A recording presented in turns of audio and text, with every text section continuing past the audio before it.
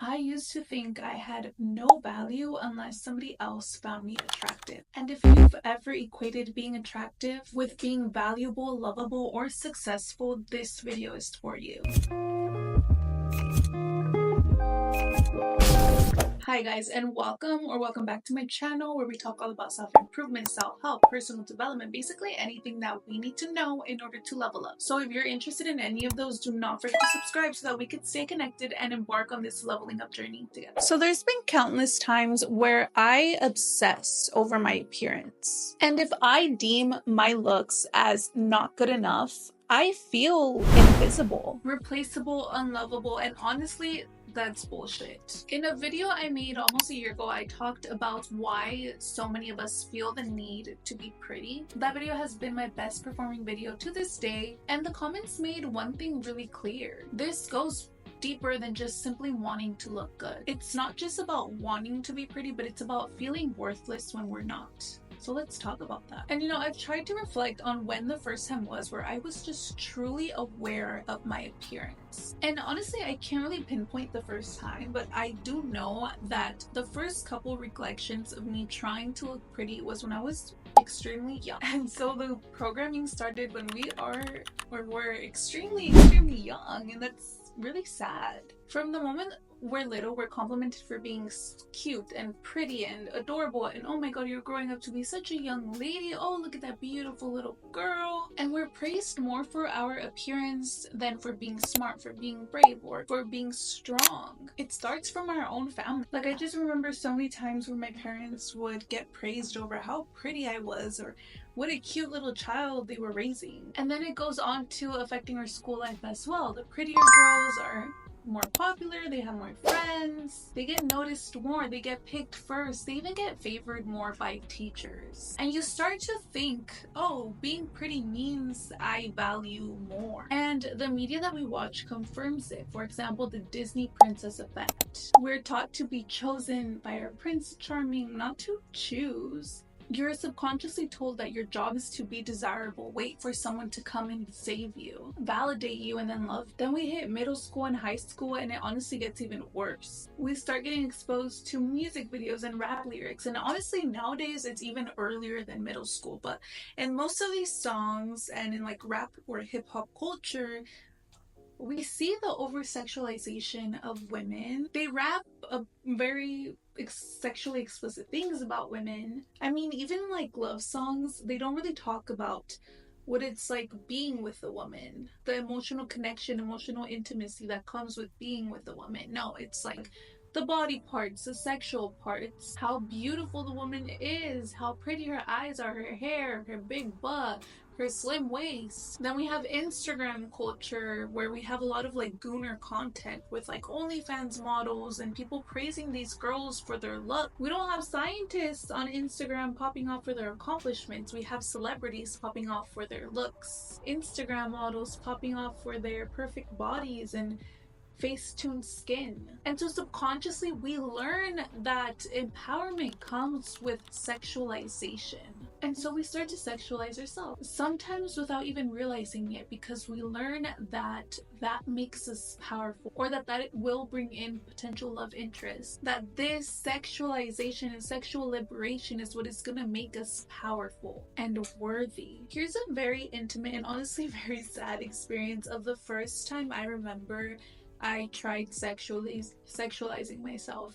I was 5 years old. Kind of embarrassing, kind of awkward to talk about, because like looking back it's like so cringy.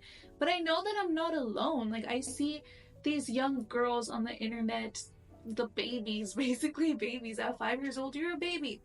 They're doing the same thing. They're sexualizing themselves. They're dancing to like the rap music, to like WAP or whatever it is, and we think, oh, it's funny, but subconsciously, like, it is teaching them something. So the first time that I tried sexualizing myself, this show or novela, it was called Reverde. It's a Mexican show and it follows the lives of these students in like a very prestigious prep school, and the teens are just so sexual. It's kind of like Euphoria, but like down a couple notches. They don't do drugs, not that I know of, or not that I can remember, But they do sexualize themselves a lot. It's very obvious from like the clothes they wear, the encounters they have with one another, the way they act, even with their like higher ups, their teachers sometimes, the performances that they have because they are like in a performing arts school. And it's just so sexual. And here's 5-year-old little old me trying to emit this behavior. I remember tying my shirt so that my belly button would show, trying to be flirty in front of the mirror like I saw on this show. And now looking back, it's like pretty disturbing just because I was so young, but I know that I'm not the only one. So somewhere along the way, being beautiful became the requirement to being loved. And I think it's not silly considering how early on we became very aware of our appearance. But we learned to forego being kind and being honest, being in tune with our emotions. No, we just care about beauty. We think that's the secret to being loved. Again, we have multiple things in the world just reaffirming this mindset. I mean, the dating apps, hello, the Tinder. I mean, the concept of Tinder is kind of wild. You either swipe right or you swipe left. Like, you don't really get to know a person. You don't know it, you don't think like, oh, is this a good person? Is this person funny? Do we seem like we have like it? No, it's literally like you're ugly or you're cute, you're fuckable or you're not. The comments on social media, it's strictly, I mean, not strictly, there is, especially on TikTok, I think there's like a variety of things, but on TikTok it's so easy for girls especially to get so many views and so many likes and so many comments about how desirable they are. I mean, I think what's the most liked video on TikTok? Isn't it that one girl just lip singing? Like, we see these things that just kind of reaffirm that belief that beauty is everything. Beauty will get you rich. Beauty will get you famous. Beauty will get you love. And if you're not hot, babe, well, then you're invisible. This world reduces love to something extremely surface level. It teaches us that appearance is everything. And when you start adopting that mindset, when you really believe that, your entire sense of worth will crumble the moment you stop being seen as beautiful. And so, what happens when you're no longer the pretty one? When you gain weight, when you age, when the trends shift and your body or your face no longer fits the current standard, when you're simply having an off day, you feel like you're disappearing. You lose your identity because it was strictly based on validation. You don't know how to exist without somebody telling you or reaffirming to you that you are beautiful. And so you start avoiding things. You start staying inside, not going out anymore. You stop taking pictures, you stop trying new things. I think we've all been there. Have been so many times where I avoided being seen. And I guess kind of because I hated myself, or at least I hated my appearance, but it was also because I felt like I wasn't worthy of being outside. Like I wasn't pretty enough to be outside. And I recently fell into a slump. And I thought, I ditched this mindset back in high school. I thought I grew out of it. I was so proud of myself. And I'm like, I'm not somebody who prioritizes my appearance. But when you don't reaffirm the fact that you are worthy even though you're not beautiful, because we have so many things reaffirming the opposite in our society, it's so easy to like fall back into that habit. And I've been in a rut. Like I said, I have been having a little too much fun this past month, and I haven't really been prioritizing my appearance or my looks. I haven't really been getting ready. I think this is like the first time I got ready for like a podcast episode.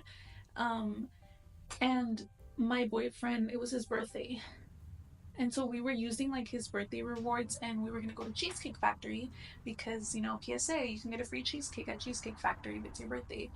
But we were gonna go, and I was freaking out. I didn't have enough time to do my hair because I went to the gym in the morning and hair washing, it's a process. I didn't have enough time. I did my makeup very quickly because I lost my beauty blender and I couldn't really put on foundation without it looking cakey. And I didn't know what to wear. I have been in a rut. I've been eating like shit, and I haven't really been exercising as much, so I felt very like insecure about my body. I didn't know what to wear. I didn't like how anything looked on me. And I was just in my room and I was like, fuck this. I'm not gonna go. I can't go. I kid you not. I almost lost it. I almost had a breakdown. I was freaking out because I'm like, I hate myself. I hate everything. I hate the way I look. I hate all of the clothes. I'm so ugly. I'm so this. I can't go out. I sucked it up because I was like, dude, like, this is not about you. It's like your boyfriend's birthday celebration. Like, get over yourself. You're gonna go. And whatever, I went. Nobody cared what I looked like. Nobody cared what I was wearing. Nobody treated me any differently. And then I saw the people around me, and some of the, I mean, everybody looked great, but nobody looked like they were gonna go to the AMAs, the Grammys. Nobody looked like a super hot influencer. People looked normal, not like they came out straight from the For You page. And so we do this to ourselves, and I see so many people complaining about this in the internet. I've had so many situations of this. I've had so many friends telling me that they've experienced this same experience. You know, it's not like uncommon. It's like we are also exposed to beauty. Beauty is highlighted everywhere, that it can feel like this immense amount of pressure to fit the standard. And it's like, who's keeping track? Who's keeping tabs? And yes, you know, pretty privilege exists. This is another thing that I saw a lot in my comment section of the previous video that I made. It does exist. It can open doors, it can get you more attention. And you know, that's great. And I'm happy for everybody who is the epitome of beauty, but it also comes with a lot of pressure. The fear of losing it, the fear of not being enough without it. I mean, if the average person already feels so much pressure to be beautiful, could you imagine what it's like for a model? And so what can we do when we've tied our sense of worth to our appearance? Because I know I did that in the past. When I was in high school, I think my senior year, you know, I lost so much weight. I started eating super healthy. My hair was long. Like, I really had a glow up, and I made that shit my personality. And that is not healthy. So what do? We start over. You rebuild from the inside out. And for me, that looked like journaling and talking to myself while going on long walks. Asking myself questions like, what do I like about myself that has nothing to do with my appearance? When do I feel most powerful and most connected to myself? If no one could ever compliment me again, how would I feel valuable? And what I realized is that there were a lot of things going on with me that had nothing to do with my appearance. I liked that I was able to brighten people's day. I liked that I was able to check in on friends and family. I liked that I was able to spread kindness. I felt the most powerful when I was going after my goals and keeping the promises that I made to myself.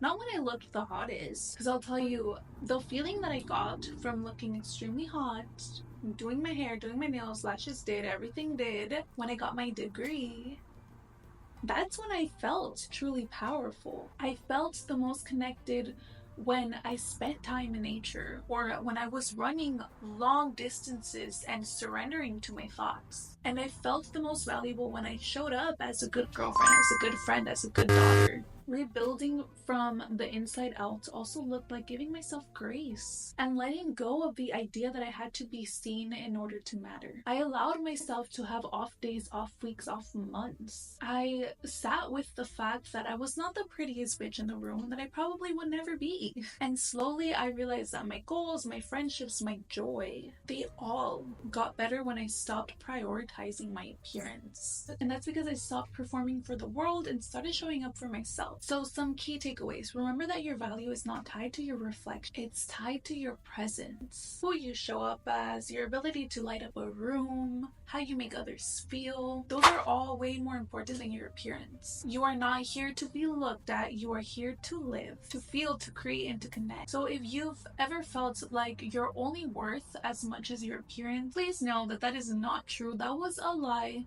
that we were sold, but we do not have to buy into it anymore. So drop a comment if this resonated with you at all. I want to hear your story. Let's create a space, a safe space where we talk about things honestly with no shame and just healing, because I think that we could all benefit from it. So yeah, other than that, that was all that I had for you guys today. Thank you so much for tuning in. I hope this helped challenge your anxious thought patterns around your appearance if you had any, because I am definitely having to keep on repeating this message to myself, but it's such an important one to remember. But yeah, until next time.